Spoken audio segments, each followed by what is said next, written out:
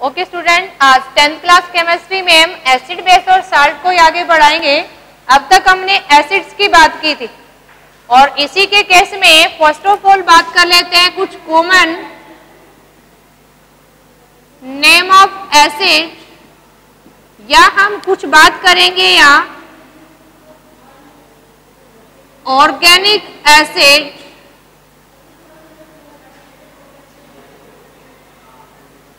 Present in food. इनसे related कुछ important acid को स्टडी करेंगे हम। हमसे एग्जाम में डायरेक्ट पूछ लिया जाता है कि यहाँ कौन सी एसिड प्रेजेंट है, तो कुछ इंपॉर्टेंट एसिड्स को आपने याद रखना है। सबसे पहले हमसे पूछा जाता है कि विनेगर के अंदर कौन सी एसिड है। विनेगर जिसको हम एज ए प्रिजर्वेटिव्स पिकल्स वगैरह में डालते हैं, तो विनेगर के अंदर याद रखना है आपने कौन सी एसिड है, इथेनोइक एसिड। कौन सी एसिड है? Ethanoic acid. इथेनोइक एसिड को कॉमन नेम से जानते हैं, दैट इज एसिटिक एसिड। कौन सी है? एसिटिक एसिड या इथेनोइक एसिड, है ना। आईपैक नेमिंग भी सीखा हमने, तो इथेनोइक एसिड भी बोल सकते हो और एसिटिक एसिड। ऐसे ही आपसे पूछ लें कि आंट स्टिक के अंदर कौन सी है। जब भी हमें आंट्स बाइट करती है या हनी भी बाइट कर देती है तो बड़ा पेन होता है, उस पेन का रीजन क्या है, ऐसे कंसेप्चुअल करके भी पूछ सकते हैं। और ये कहे कि हनी भी स्टिंग के अंदर या आंट स्टिक के अंदर, या कई बार बोल देते हैं कि नेटल प्लांट के स्टिक के अंदर, नेटल प्लांट्स के लीफ के ऊपर बहुत सारे स्पाइन होते हैं।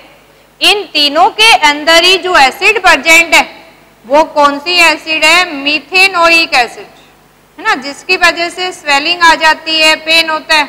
और मीथेनोइक एसिड का कॉमन नेम क्या है? फॉर्मिक एसिड,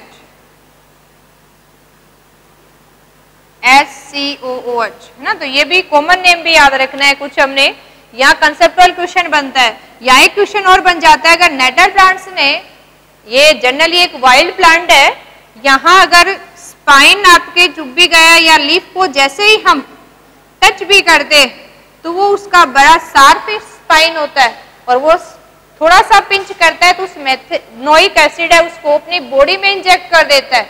देखो वो उसकी डिफेंस के लिए नेचर ने दिया है, लेकिन हमें बड़ा पेन होता है। और इस पेन को, जहां मेथेनोइक एसिड से जो पेन हो रहा है, जो इरिटेशन होती है, इसको न्यूट्रलाइज करने के लिए नेचर ने हमें साथ में ट्रीटमेंट भी दिया है। नेटल प्लांट के नियर बाई ही एक प्लांट मिलता है हमें जिसको बोलते हैं डॉग प्लांट, और उसी प्लांट के अगर पत्ते तोड़ के हम जहां भी स्टिक हुआ है, अपना काटा चुभा है, रगड़ लेते हैं तो आपकी ये न्यूट्रलाइज कर देता है। यानी डॉग प्लांट के लीफ के अंदर क्या होता है? एक बेसिक कंपाउंड होता है और वो मेथेनोइक एसिड को न्यूट्रलाइज कर देता है ना। यहाँ से कंसेप्चुअल क्वेश्चन पुटअप होते हैं।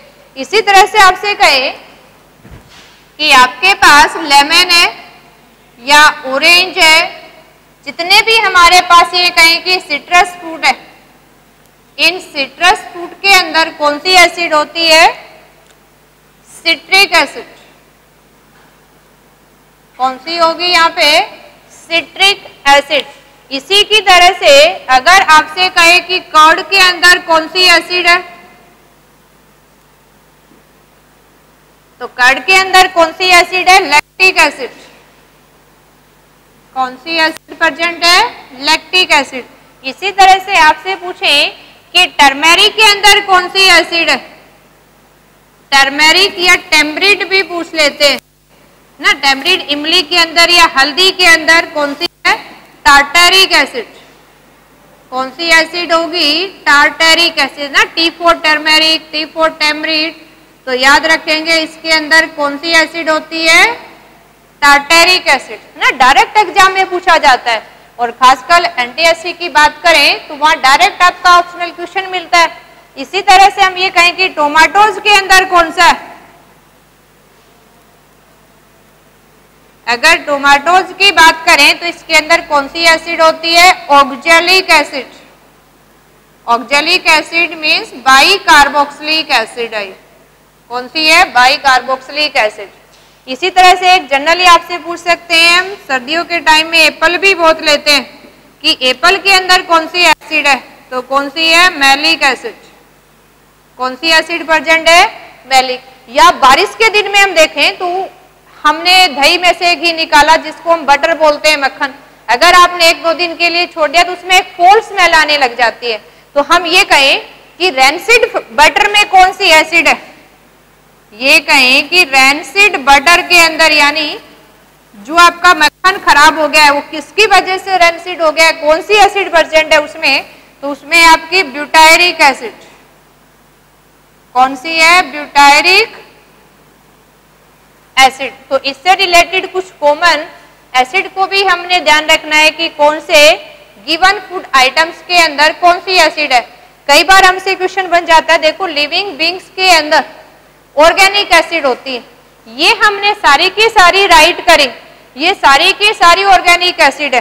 तो हम अगर यहाँ बात करें कि ये ऑर्गेनिक एसिड वर्ड किसके लिए यूज करते हैं, तो जनरली हम ये कहें कि acid present in living beings और देयर प्रोडक्ट और देयर प्रोडक्ट्स के अंदर जो एसिड है, इन सब के लिए जो भी लिविंग बींग्स और उसके प्रोडक्ट में एसिड है उनके लिए ऑर्गेनिक एसिड यूज करते हैं।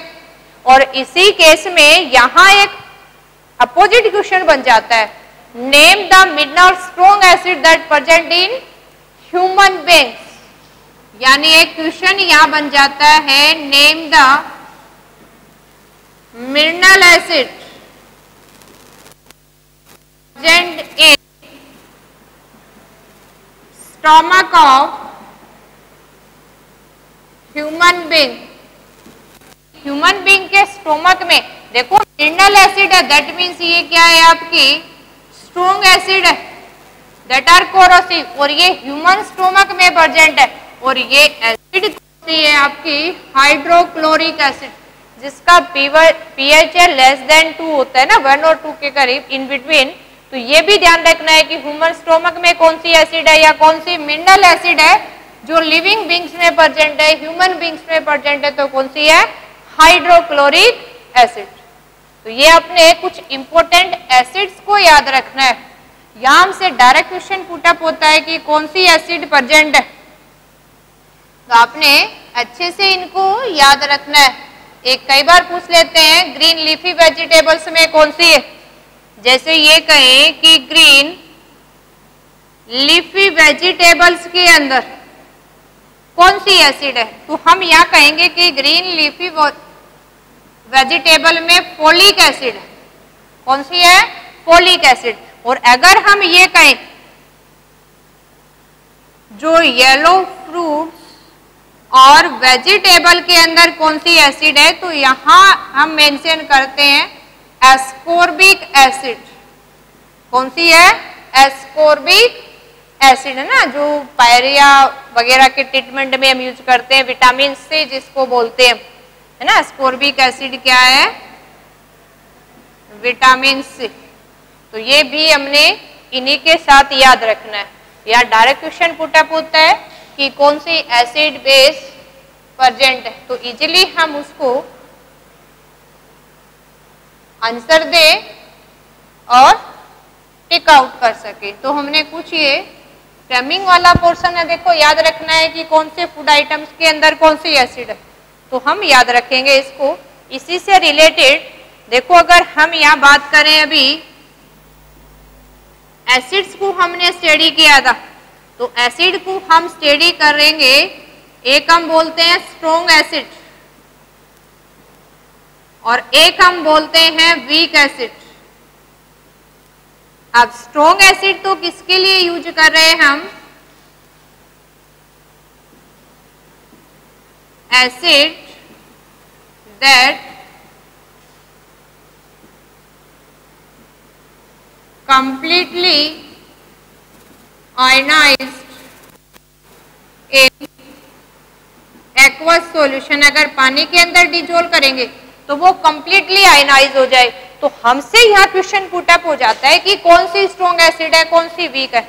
तो सारी की सारी बहुत सारी वीक है, तो जो स्ट्रॉन्ग है वो याद रखेंगे हम।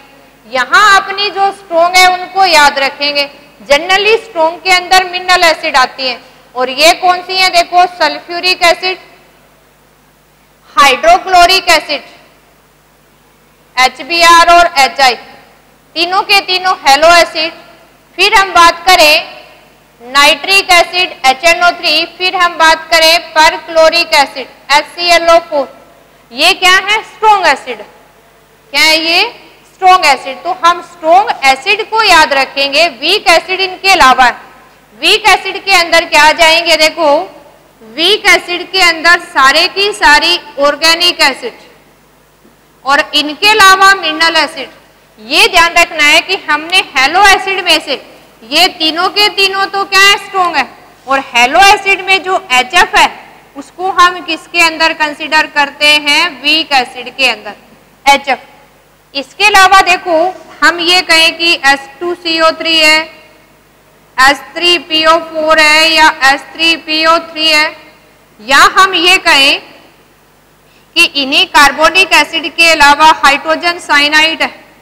यानी आपने स्ट्रॉन्ग एसिड को याद रखना है, इनके अलावा सारी जो बच गई है वो क्या है, वीक एसिड है। इसके साथ ही हमने ये जो ध्यान रखना है, इनको वीक एसिड क्यों कह रहे हैं, तो ये कौन सी होंगी, acid that partially ionised in aqueous solution.